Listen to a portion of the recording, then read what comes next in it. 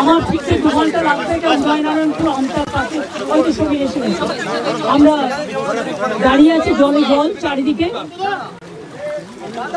আমি গিয়ে যেটা করব, আমি chief secretary, home secretary, police এবং মেন ইম্পর্টেন্ট ডিপার্টমেন্টগুলোকে নিয়ে একটা মিটিং করব এবং যেটা করতে হবে সবাইকে জন্য। আমি রাজাতে এখানে আছি, সুকান্ত আছে। আমি যেটা বলছি, ডিবিসিকে যেভাবে এবার ডিবিসি যা বিহেভ করেছে, ডিবিসি প্রায় 4-4.5 লাখ, কোনো হিসেব নেই, আমাদের জানাচ্ছেও না কোনোদিন, কিন্তু এটা হয়নি। আমরা টাইম টু টাইম মনিটরিং করি এবং আপনারা শুনলে অবাক হবে। যেদিন ডাক্তারদের নিয়ে আমার বাড়িতে মিটিং ছিল, আমি ডিবিসির যে চেয়ারম্যান তাকে পার্সোনালি ফোন করেছিলাম, আমার চিফ সেক্রেটারি কথা বলেছিল, আমি বলেছিলাম যে আমাদের এখানে বর্ষায় ফ্লাড হয়ে গেছে, প্লিজ এত জল ছাড়বেন না। আপনারা যখন 80% ভর্তি হয়ে যায় তখন কেন একটু একটু ছাড়েন না, তাতে আমার অসুবিধা হয় না। আমাদের রাজ্যটা নৌকার মতো, উত্তরবঙ্গে বন্যা হয় ভুটান নেপালের জলে, আর এখানে বন্যা হয় ঝাড়খণ্ডের জলে, মালদায় বন্যা হয় বিহারের জলে। গঙ্গা ভাঙনের পরে ফরাক্কা ড্রেজিং না করার ফলে। আমি নিজে হেমন্ত সোরেনকে 3 বার ফোন করেছি রাত্রিবেলায়,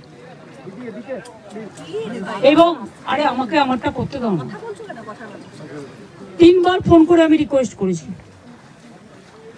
ওরা ছেড়েছে তেনুঘাট পাঞ্চের থেকে, আর ডিবিসি ছেড়েছে সবচেয়ে বেশি। এখন জল ছাড়ার পরিমাণ 5 লক্ষ ছাড়িয়ে গেছে। পুরো হিসেব ওরা আমাদের বলছে না। এভাবে তো চলতে পারে না বছর পর বছর। তাও তো 5 লক্ষ পুকুর কেটেছি আমরা, 500 চেক ড্যাম করেছি, তার মধ্যেও জলটা ঢুকছে। সেইগুলো যদি না করতাম তার মানে আরো কত হতো, দোতলা সমান জল ঢুকেছে। এবং কালকে বীরভূমের ডিএম এমএলএ এমপিরা কোন রকম লাকিলি বেঁচেছে, ফরচুনেটলি। নৌকাও সেফ নয়, এত জলের স্রোত। আমার কাছে এক্ষুনি খবর এলো, আমি যেখানে থাকি আমরা অত উঁচু করে বাঁধিয়ে দিয়েছি গঙ্গাটা, তাও পুরো লাস্ট স্টিয়ারে জল। আমি ফোন করে বললাম লতাকে, ও যে আমার সাথে থাকে, অভিষেকের মা, যে শিগগিরই পাশে সরে যা। সমস্ত গলি টলি সব জলে ডুবে গেছে, এত জল। এটা এখন চলবে 2-3টে পর্যন্ত, পূর্ণিমার কোটালো গেছে কালকে। তারপরে যদি রোদ থাকে এইভাবে, বৃষ্টি যদি আর না হয়, তাহলে 3-4 দিন টাইম লাগবে এটা সেটেল করতে। চাষি জমিগুলোর ব্যাপারে আমাদের ক্রপ ইন্স্যুরেন্স করা আছে, শস্য বীমা চাষিদের জন্য, তারা চিন্তা করবেন না। জল শুকিয়ে গেলে মেপে সেগুলো দেখে নেওয়া হবে। যাদের মাটির বাড়ি ধসে গেছে, যদিও এখনো প্রায় বাংলায় আমরা 50 লক্ষ পাকা বাড়ি তৈরি করেছি, কিন্তু এখনো 50 লক্ষ মাটির বাড়ি আছে। 3 বছর ধরে কেন্দ্রীয় সরকার টাকা দেয় না। তাই এবছর আমরা 11 লক্ষ করবো বলে ঠিক করেছিলাম ডিসেম্বরে। ওটাকে আমি বাড়িয়ে আরো 1 লক্ষ বাড়াবো। তার কারণ হচ্ছে, যে বাড়িগুলো মাটিতে একদম ধসে গেছে, যদি সেই বাড়িগুলো লিস্টের মধ্যে না থাকে, তাহলে যার বাড়ি হোক, আমি এখানে কোনো ডিসক্রিমিনেশন বঞ্চনা চাই না। মানুষ বিপদে পড়েছে, মানুষের পাশে দাঁড়ানো আমাদের কাজ। আর আমি চিকিৎসকদেরও বলবো, এই জল কমে গেলেই, সাপেরাও আশ্রয় নিয়েছে ডাঙায়, সাপে কামড়, ডায়রিয়া, জ্বর, এগুলো তো হবেই। আমি নিজেও ফোন করে চিফ সেক্রেটারিকে বলেছি কয়েকটা জায়গায় ইমিডিয়েট মেডিকেল ক্যাম্প, যাতে মেডিকেল ক্যাম্প যে করবো, এখনো পর্যন্ত কাজে তো যোগদান হয়নি। আমি তো আমার সাধ্য মতো করেছি, এর থেকে বেশি আমার কিছু বলার নেই। আমি আশা করি let the good sense prevails, কারণ বন্যায় মানুষ আক্রান্ত, মানুষের প্রাণ বাঁচানো আমাদের এখন সবচেয়ে বড় কাজ। 2টো খাদ্য তুলে দেওয়া বড় কাজ। এই সময়টা রাজনীতির সময় নয়। সামনে পুজো প্যান্ডেলগুলো পর্যন্ত দেখুন কি অবস্থা, জল ঢুকে গেছে। রিলিফ ক্যাম্পগুলো চলবে যতক্ষণ পর্যন্ত তারা বাড়িতে ফিরে রান্না করার মতো অবস্থা ফিরবে। 2 হচ্ছে ওদের যেন জামা কাপড়, খাওয়া দাওয়া, বেবি ফুড কোনো অসুবিধা না হয়। আজকে ববিও আসছে, আমি সব জেলায় সব প্রতিনিধিদের পাঠিয়েছি। মানুষ ভুইয়াও কিছুক্ষণ আগে বীরভূমে মিটিং করছিলেন, ওখানে আমাদের চাদু টাদু সকলে আছে। বর্ধমানেও আমি অরূপ বিশ্বাস এবং অন্যদের পাঠিয়েছি, স্বপন দেবনাথ, ওদিকে রবি চ্যাটার্জি, সবাইকে পাঠিয়েছি। বাঁকুড়া, পুরুলিয়া আমি মলয় ঘটককে দায়িত্ব দিয়েছি, সাথে অরূপ চক্রবর্তী থেকে শুরু করে যারা আছে এমএলএ এমপিরা, জেলা পরিষদ, পঞ্চায়েত বা অন্যান্য ডিএম, এডিএম, এসডিও যারা আছেন সব দেখবে। এইভাবে প্রত্যেকটা জেলায়, মেদিনীপুরেও, ঘাটালে আজকেও আমাদের টিম যাবে, খানাকুল পরশুরাতেও যাবে, এবং পাঁশকুড়া যে জায়গাটা আমি দেখে এলাম ওখানে আমি ডিএম কে দায়িত্ব দিয়েছি টোটাল দেখে দেওয়ার জন্য। এখানেও ডিএম আছে, পুলক আছে, রাজা, সুকান্ত, সবাই আছে, জেলা পরিষদ থেকে শুরু করে গ্রাম সভা, নির্মল মাঝি, সকলেই আছে। এরা ডিএম এসপি কে কোঅর্ডিনেট করে এলাকায় যাতে কেউ রিলিফ থেকে বঞ্চিত না হয় সেটা দেখবে।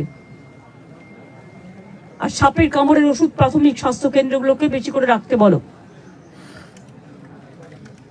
জলে যেখানে যোগাযোগ করা যাচ্ছে না, জলের স্রোত দেখে তবে নৌকা ছাড়তে হবে। স্রোত যদি বেশি থাকে, নৌকা ছাড়লে নৌকা ডুবে যাবে। মানুষের প্রাণ আগে বাঁচানো দরকার, এটা মাথায় রাখতে হবে। কালকে তোমরা এই শিক্ষাটা পেয়েছো আশা করি। জল এবং আগুন এই দুটোকে গায়ের জোরে খেলা করা যায় না। আর জল আসছে, একটু অপেক্ষা করি, যে অপেক্ষা করবেন সেই ডুববেন।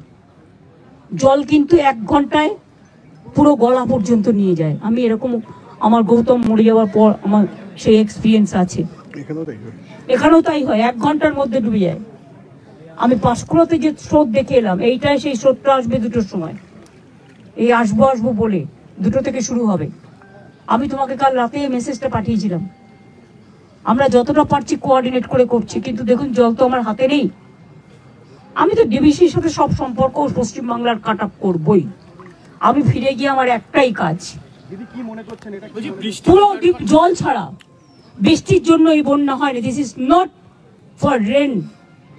Yes, 4-5 days there was a rain, but we can tolerate that. We have so many infrastructure and system, but I cannot tolerate, people cannot tolerate more than 5 lakh cubic water what has been released from DBC and other area. The capacity of DBC dam, it came down 36% only, so far my knowledge is concerned, from 100% to, because definitely the negligence from central government, no dredging, no desiltation, years to years, and we are fighting the battle every year. Why Bengal people will fight the battle? They said let the Jharkhand be saved. I said yes, Jharkhand be saved, Bengal must be saved also. I cannot protect you instead of my people. আমার জনগণের আমি জীবন দিয়ে আপনাকে আমি protect করবো, এটা কখনো হতে পারে না। আমরাও সিদ্ধান্ত নিয়েছি, যেহেতু জল ঢুকছে, এমনকি আমি দেখে এলাম মিদনাপুর দিয়ে, আপনারাও তো যারা আমার সাথে আসছিলেন, ন্যাশনাল হাইওয়েতেও জল উঠছে। সুতরাং 3 দিন ঝাড়খণ্ডের বর্ডার বন্ধ থাকবে, সিল থাকবে। Please send this message to Rajeev Kumar DG immediately. 3 দিন বর্ডার থাকবে বন্ধ, তার কারণ গাড়ি ঢুকলে জলে ডুবে যাবে, এটা আমি চাই না। আর ডিবিসির সাথে অল সম্পর্ক আমি তো কাট আপ করবই, because it is too much. It is too much. हर साल में इतना ज्यादा कभी नहीं हुआ। हमने बहुत दफे प्राइम मिनिस्टर को लेटर लिखा, कोई विचार नहीं मिला। बहुत दफे लिखा, हमारा मिनिस्टर टीम गया, और क्या कर सकती, नहीं किया कुछ। इसी के लिए हमारा जनता को दिक्कत हो रहा है। ये पानी डीबीसी का हमारा हाथ में नहीं है, ये सेंट्रल गवर्नमेंट का ऑर्गेनाइजेशन है। अब देखो ना, फराक्का में जब हम वाटर दिया था, तब ये सेंट्रल गवर्नमेंट का वादा था कि 700 करोड़ रुपया बंगाल के देंगे ओगिरोशान का काम करने के लिए। नहीं दिया एक पैसा। इसका बाद उसका अंडर में 120 किलोमीटर था, अभी उसको कमती करके 20 किलोमीटर्स में चलाया. They are not taking care for Malda people also. 7 दिन धरना चल रहा था उधर में. हम इसको नहीं छोड़ेंगे. जनता को अभी बचाना है. আমি শুধু সবাইকে বলবো বাড়ির মায়া না করে জীবন বাঁচান. বাড়িতে ফিরে যেতে পারবেন জীবনটা থাকলে. বাড়ি গুছিয়ে নিতে পারবেন. মাঠ ময়দান শস্য ক্ষেত্র এগুলো গভর্নমেন্ট দেখবে. যার বাড়ি নেই মাটির বাড়ি 3টে করে তিপ্পল দিতে বলবো, নট 1 তিপ্পল. আপাতত তাদের একটা টেম্পোরারি ব্যবস্থা করা হবে. পরে তারপর আমি দেখব. Central government is not giving us money 3 years for Awas Yojana. And we need more 50 lakhs Kacha Bari immediately. That also they are providing not money for 100 days work or Kacha Bari or rural road. Instead of that, we will get more than 1,60,000 crores from central government. Let them release our fund.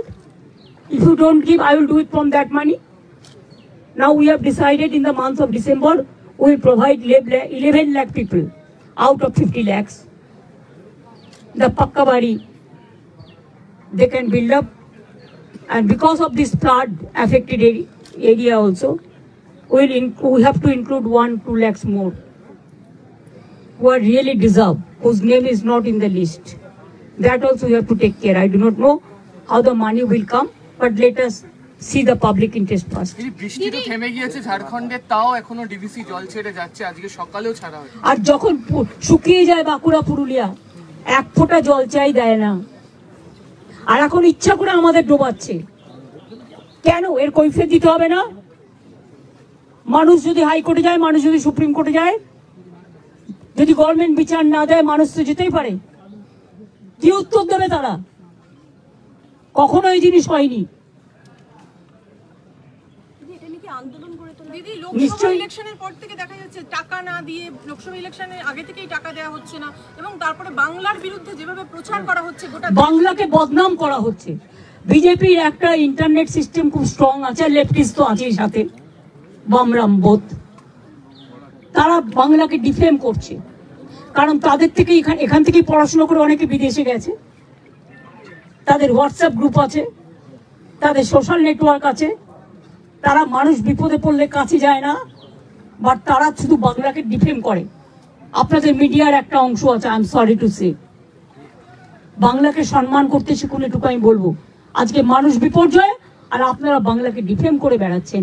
মানুষ কিন্তু এটা সহ্য করবে না, ভগবানও সহ্য করবে না, ঈশ্বরও সহ্য করবে না, আল্লাহও সহ্য করবে না। মনে রাখবেন, টাকা থাকতেও কিন্তু অনেক কোটি কোটিপতি অসুস্থ হয়ে মারা গেছে। কেউ যেন ভাববেন না বিপদ আপনার দুয়ারে আসবে না। বিপদ আমার দুয়ারে আসলে বিপদ আপনার দুয়ারেও আসবে, তৈরি থাকতে হবে। আমি এখন চাই মানুষ আপাতত স্বস্তি পাক। दीदी, फ्लड एरिया में आप खुद हर जगह पर जाएंगे कि सेंट्रल को इसके बारे में